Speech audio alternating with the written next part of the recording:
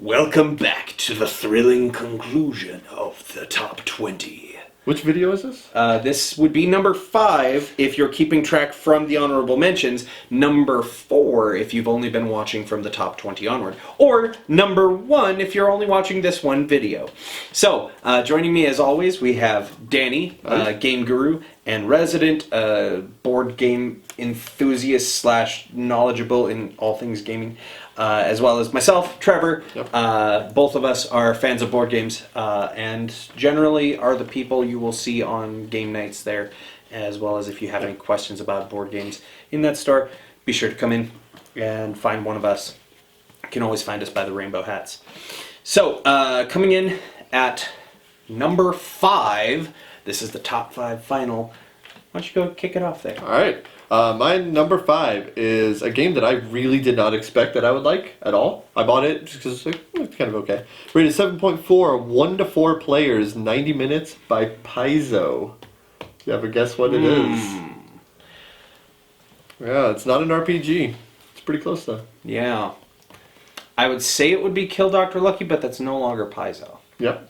It is Pathfinder, the adventure card game. Oh, of course. And I'm not big into RPGs, so I figured I'd just try this out because it took the DM out of RPGs. Yeah. And I have been playing it almost consistently weekly since I got it a year and a half ago, 2 years ago. Yeah, brilliant game, dice mitigation. Well, and the other cool thing is, if you are a fan of the Pathfinder RPG, like all of the different versions of the board games are playing through major arcs in Pathfinder. So you have Rise of the Rune Lords, which is what I'm Skull and Shackles, Wrath of the Righteous, Yep. and the new one that is I can't remember now, but it's the Ancient Egypt one. Yeah. Where you're like taking on mummies and pharaohs and I whatnot. haven't heard about that one yet. Now I gotta look into Yeah, that. they're already up to like their 5th or 6th expansion now. Yeah, no, I'm gonna check into that. So, yeah, Pathfinder the adventure card game. Absolutely Really brilliant. Yeah. Yeah, miles of replayability. Love it. It's the RPG for people who don't play RPGs. Yes, absolutely. Absolutely. Go for it. My number 5, also an RPG in a box game, Mice and Mystics. Yep. I knew this was going to be on the list. Everyone knew this is going to be in my top 5. It is one of my favorite games of all time. Plaid Hat Games, of course. They do really, really nice art in all of their games that I have played. And their games are good too. And their games so are that's good a too. bonus. But for those who know me, I'm a sucker for good artwork. If a game is ugly, I probably won't play it again. Hence, Intern. Which is, well, that game was also awful, and hence why you've never played half of my games, because they are ugly. Yeah. Generally, a game has to be visually appealing to me if I'm going to keep playing it. But Mice and Mystics does play 1 to 4. Mm-hmm. You can house rule it and make it more than that. We did it for the first season of Roleplay. Do I recommend it? No. It grossly imbalances the game when you up it to 6 players. Have you played it 1 player? I have. What'd you think? It's not bad. You do play as 4 different mice. Pathfinder is the only one I've played solo. Yeah. And it wasn't bad. You still play as all 4 mice in a solo version. But so it's like you're playing all 4 players seats. Yeah. Okay. It does take. It can be a little bit hefty on the time side, about an hour, 2 hours. Currently sitting at a 7.5 though, which is nothing to shake a stick at. Plus, the minis are gorgeous. If you've ever seen Red Wall or Red Mouse Guard, then you probably need to play Mice and Mystics. Number 4. My number 4, rated 7.4, 2 to 5 players, 45 minutes by Days of Wonder. I'm going to go out on a limb here and say it's Ticket to Ride. Yeah, Ticket to Ride. Trains on a board, beautiful pieces. I'm colorblind, still can see them. They did the colors well because they have the indexes on it. They're grossly different trains. Yeah, too. and it's a bright red, a bright yellow, a bright blue. Yeah. You can't not tell that. Even if you are completely grayscale colorblind, you could still tell because they're different shades. One of the easiest games. My first big expensive game that I've ever bought, and never gone back. Bought even more expensive versions of it. It's a game that's so good that it made me like geography. Wow. I hate geography. But it didn't help you in math. Go ahead. Nope. Number 5. Number 4. Yes. I paid attention. I tried. Number 4 is a Fun Forge game. Plays 2, technically. Yep. Better at 3 to 5 players. About 45 minutes to an hour. Real pretty. Tokaido. Yeah. One of the most gorgeous games. I believe it's Naede is how you say the artist's name. I don't know. Also did the art on Yellow's Big Book of Madness. Really amazing artwork. The game is currently at a 7.1. I would have thought it would have been higher, but that's probably because it is so non-competitive. It is like the most... I refer to it as the Let's Be Friends Again game. You know, it's that we just finished a really cutthroat game of Munchkin or Boss Monster, and we all hate each other. Let's break out to Kaido, and we can all be friends. We'll be friends again. Yeah. Yeah. No, that's a good pick. I like that. Yeah. My number 3, 7.7 on Board Game Geek. 2 to 4 players. 30 minutes by Rio Grande Games. Oh. Dominion. Yeah. Yep. Card game. Looks ugly. So right on my forte. It is the deck builder, the original deck builder. You have a deck of small cards, you're building up your Dominion, you take out 10 different stacks of cards. If you don't know about it already, you need to play it. Yeah. It's so good. It's combo after combo after combo, the game. What I really like about it is that when you get victory points, they're cards in your deck. They are technically useless to you during gameplay, but you need them to win the game. So you have that level of balance. Yeah. When can I afford to buy victory points? Well, and it's like you said, it's the first deck builder. It was one of those first to take on the strategy of we all start with the same cards, but finish vastly different in our strategies because one person started going for this, another one started going for that card. So it definitely changes up each time. Yep. You know, where maybe the next time we play it, I started going for Danny's strategy from the last game, so now he's forced to do something else. Yep, exactly. So definitely. Because even if we play the same strategy. And I wouldn't say it's an ugly game. Oh, I would. It's no, they just got a second edition now, and the art is much more improved. Better. Yeah, the original art, it wasn't pretty to look at. I was pretty hesitant when I first bought it. I was like, ugh, that's ugly. And I normally, I'm playing with chunks of wood that don't have no significance. Not even as a game. Yeah, it's just like old pieces of scrap wood while he's in between games of Dominion. Yeah, some birch wood, you know. Just like, I think I made a game. Number 3. Again, much like with my pick at number 8 in the last video, with I consider them kind of the same game because it's one overarching property, but 2 very different games in this case, and that is Crossmaster Quest and Crossmaster Arena. Crossmaster series, great games. Awesome, like chibi miniatures. Crossmaster Arena, of course, is just a 1v1 strategy game, tactical strategy. If you ever played like a Final Fantasy Tactics, there you go. Yeah, it's the board game version of that. But Quest took it and made it an MMO, which is awesome. Like, they basically took a strategy game and made it a massive multiplayer RPG.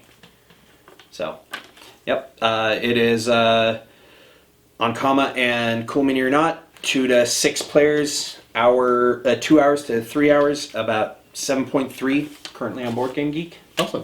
Yeah. Very cool. Good pick, yeah. You sold me on it. My number 2 is the highest rated game on my list, 8.6. 2 to 4 players, 60 minutes by Z-Man Games, Pandemic Legacy. Yep. Most brilliant game in the world. If you played Pandemic, you need to play Pandemic Legacy. If you haven't played Pandemic, you need to play Pandemic Legacy. Board game changes each time you play. Fighting off diseases. You play it anywhere from 12 to 24 times. Yep. You permanently alter the board. And if you're scared of doing that, then you need to get over it. It's amazing. Yep. But that's all I'm going to say about it. It's everything I wanted. It almost BC'd my number 1. Yep.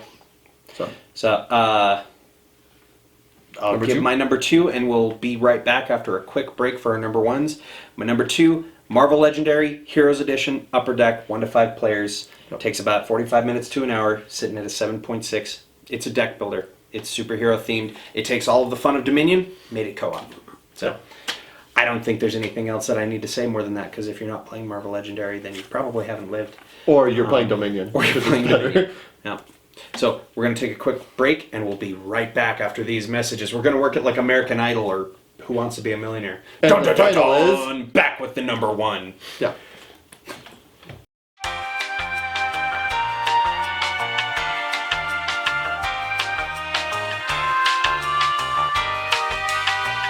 And we're back. Welcome So, the number one game. I think we had you kick it off for the beginning of this. So, go ahead and tell us your number one all-time favorite game. Dun, dun, dun. Without a doubt, I own every expansion that they've ever made for it. This thing was almost preceded by Pandemic Legacy. Almost. It's rated 7.4, 2 to 5 players. It's the original Pandemic. No. In fact, Pandemic Legacy was so good I had to combine the two. I now don't see them different now. Fair enough. Because it just depends whether you want to tear up cards, which you should. If I want to. 30 to 45 minutes by Z-Man Games now, used to be Rio Grande, Carcassonne. Oh, duh. Of course. Did you not know that? Yeah, I never crossed my mind. I was like, I wonder which one it is. I know it's not Settlers of Catan. Yeah, no. And then I realized, wait, Carcassonne hasn't been in this list. Yeah, Carcassonne. It's the brilliant title. I'm sorry, what is it? Carcassonne. Which is tradition in our shop. Yeah. We apologize to the viewers at home. I don't. Yeah, it's a board game, but you don't have a board. Yep. You build the board, and you place your characters onto the board that you are progressively building as you're doing it. Probably one of the most beautifully simple tile placement games. Oh yeah, no, it is. Yeah, it's you blind draw, like you don't really know a strategy going into it. You draw out a thing, and you're like, oh, it's one that has road and ends in a city. And that's where the strategy takes place, where you got to like change your strategy on the fly. Where you're like, I got a city over here, but that would close it off, and that would mean it takes away more of my points. But if I put it on the road over here, well, no, he's already got someone on that road. Yeah, and what's great is that if I'll just make it a there's farmer. already a person. Yeah, there's already a person on the feature. You can't add a person to the tile. Yeah. But if you put that in a space that's just where they'll be connected, and you're able to wiggle yourself onto that, that's the game breaker. Try that's to the outmatch strategy. them in the power of the city to push people out. Game of Thrones style. Force them out by numbers. Wow, I've never heard Carcassonne compared to Game of Thrones. Now that would be an interesting version of it. Yeah. You're building they did Westeros. Star Wars. Why not? Yeah. You hear that? Z-Man Games / used to be Rio Grande Games. Yeah. Get on Hans and Gluck, please. You are Carcassonne. You are Game of dropping Thrones. the ball. If you're doing an IP Game of really, I mean the Star Wars. That baffled me. We're gonna make a power bid game on Game of Thrones, but you're not gonna use Carcassonne. Yeah. All right. No, Carcassonne, number one. My number one. This one's easy. Everyone probably knows this by now. It is the game that the only reason I know is because you told me. Yeah. This is now my number one. Yeah. Without a doubt, and I don't think you. And the game hadn't come in yet. So from IDW Games, it is currently it is the second highest rated game on my list. Was only beaten out by Dead of Winter. People haven't played it enough yet to mark it down yet. Well, I'll just go on Board Game Geek. That or it's just really, really good. That's true. 8.2, 2 to 5 player game. Technically can be one player if you're playing the co-op only scenario in it. About hour to hour and a half. IDW Games. Teenage Mutant Ninja Turtles: Shadows of the Past. Specifically the Works Edition for me. Even though the retail edition also good. The standard Kickstarter edition is okay, but the Works Edition that had everything, it's amazing. It is a competitive, cooperative miniatures scenario game. Works off of a dice sharing mechanic where each of the turtle players are able to share symbols with each other to change up their actions. The villain players activating theirs through cards. You have multiple different play scenarios, tons of minis, tons of dice, tons of cards. Really an amazing game, and I have finally played it now, and deservedly so. It is in my number one. It lived up to expectations. It surpassed my expectations. Wow. So it was projected at my number one before the game had actually come out. Played it and was like, oh yeah, there's no question that this belongs in my number one spot. So Teenage Mutant Ninja Turtles: Shadows of the Past. IDW Games did a phenomenal job. If anyone tells you otherwise, you should probably stab them. Because they're lying. Well, what's good is they produce this game that can't fit in just like a tuck box. Like it finally justified the size of the box. Okay.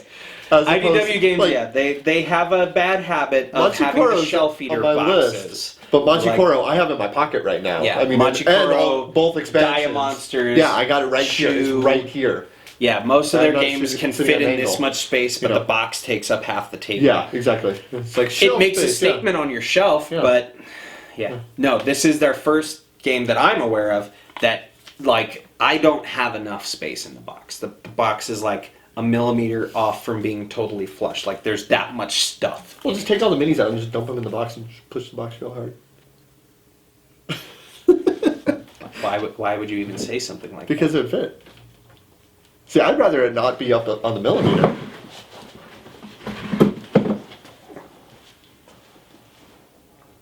So that was our top 20 games. Thanks to the Resident. Oh, I was hoping you would just stand there. Oh, I didn't actually leave. There's nowhere to go over there. So yeah, that was our You top might have still been 20. in frame. We don't know. Even with our little bit of dramatic conclusion holding Yeah. up for that number one. But honestly, yeah, if you know us, you probably knew the number ones. Yeah, but if you hopefully don't there's know some us, surprise. now you might know us a little bit better. Yeah. Danny likes ugly games and I like good ones. Thanks for watching. And if you ever see us in the shop, come ask us about the games if you like Yeah. any of the others that are on our list, except for his. Yeah. And thanks for watching.